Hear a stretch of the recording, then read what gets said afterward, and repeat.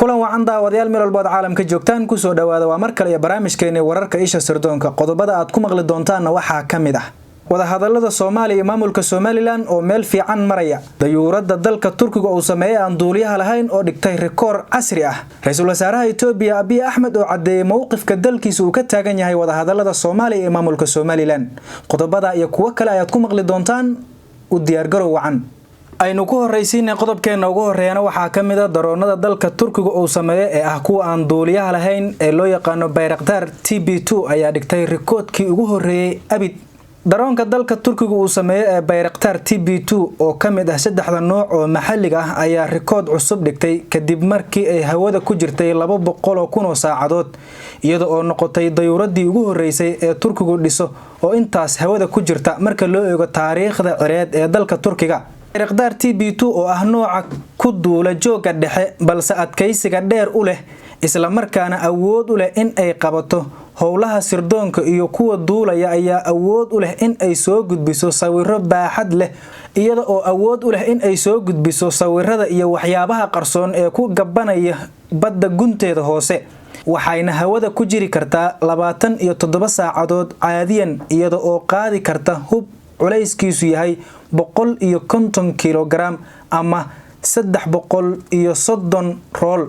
waxaana ciidamada Turkiga lagu qalabeeyay sanadkii 2014 iyadoo hubka lagu xiray sanadkii 2015 daroonka dalka Turkiga ayaa howlgal ka fulisay wadamada Syria iyo Liibiya taas oo ay ku bartilmaameedsato kooxaha PKK iyo YPG iyo maleeshiyaadka uu taageero Khalifa al-Haftar sidee itoobiya u aragtaa shirka Djibouti ma mid gobol mise mid qaran ra'iisul wasaaraha itoobiya abiye ahmed oo cadeeyay mowqifka dalkiisa ra'iisul wasaaraha itoobiya abiye ahmed ali oo ka qayb qaadanaya shirka ka soconaya Djibouti ee ay ku wada hadlayaan dawladda Soomaaliya iyo maamulka Somaliland isla markaana lagu gorfeynayo arrin ku saabsan iskaashiga geeska ayaa ka hadlay sida uu shirkan u arko ra'iisul wasaare abiye ahmed ayaana bartiisa rasmiga ah ee Twitter-ka ku soo qoray sida tan waxaan ku faraxsanahay kulanka wada tashiga ah ee ku saabsan xiriirka Soomaaliya iyo Somaliland kaas oo marti gelinayo madaxweynaha Djibouti Ismaaciil Umar Geelle ayna joogaan madaxweyne Farmaajo iyo Muuse Biixi ayaa uu ku bilaabay tani waxay cadayn muhiim ah u tahay wada xaajood iyo dib u heshiisiin qaran iyo horumarka gobolka ayaa uu daba dhigay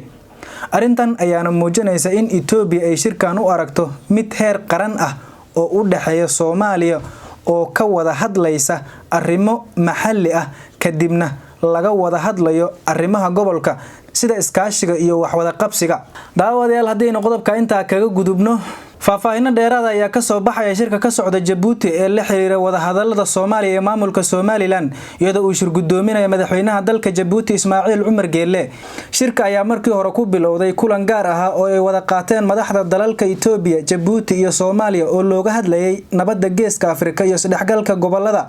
intaasi kadib ayaa waxaa la gudagalay shir wada tashi ah oo looga hadlayay wada hadallada Soomaaliya iyo maamulka Somaliland waxaana shirka khudbad furitaanka ka jeediyay madaxweynaha Djibouti Ismaaciil Umar Geelle oo shirka marti gelinayay madaxweyne Geelle ayaa sheegay in ay Djibouti ka go'an tahay in ay sidii u sii wadi lahayd dadaalada nabadda ee Soomaaliya sidoo kale waxa uu rajo ka muujiyay in madaxweynaha Soomaaliya iyo madaxweynaha maamulka Somaliland ay xaliyaan kala aragti duwanaanshaha ka dhaxaysa ra'iisul wasaaraha dalka Itoobiya abiye ahmed oo isna shirka ka hadlay ayaa ku dheeraaday muhiimadda ay leedahay nabadda geeska Afrika iyo sidii looga qayb qaadan lahaa horumarinta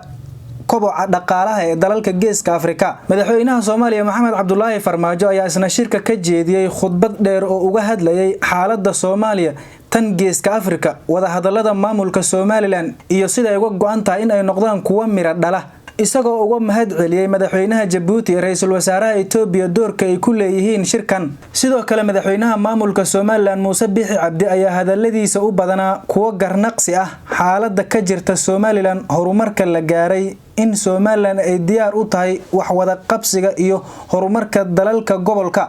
safiirada beesha caalamka ayaa goobjoog ka ahaa shirarka sida safiirka Mareykanka u fadhiya Soomaaliya Ambassador Donald Yamamoto midowga Yurub iyo urur goboleedka IGAD wajigii hore ee shirka oo ahaa mid furitaan oo kale ayaa la filayaa in loo gudagalo arrimaha masiiriga ah ee labada dhinac uga hadlayaan waxaana guddi labada dhinac bilaabi doonaan shir albaabada u xiran yahay waxaana dhanka dowladda Soomaaliya hogaamin doona ra'iisul wasaare Khayre halka Somaliland uu hogaamin doono wasiirka arrimaha dibadda maamulka Somaliland. intaas ayaan ku soo gabagabaynaynaa barnaamijkeennii wararka isha sirdoonka tan intaan barnaamijkan mid lamid ah dib ugu kulmi doono sida ay nabadgelyo.